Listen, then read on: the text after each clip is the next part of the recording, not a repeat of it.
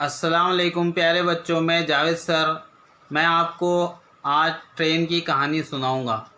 आपको यहाँ दो ट्रेनें नज़र आ रही है।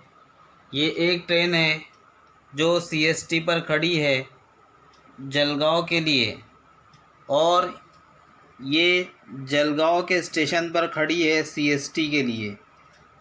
ये दोनों ट्रेनें सुबह 7 बजे चलना शुरू करती है। तो सुबह सुबह निकलने के बाद ये सुबह के 10 बजे नासिक स्टेशन पर दोनों ट्रेनें मिलती है। आगे चलने के बाद दोनों ट्रेनों को एक जैसे स्टेशन मिलते हैं, लेकिन एक वक्त में यानी सुबह 10 बजे दोनों ट्रेनें नासिक स्टेशन पर मिलती है। यानी दोनों ट्रेन का मुश्तरक और बड़ा स्टेशन नासिक है।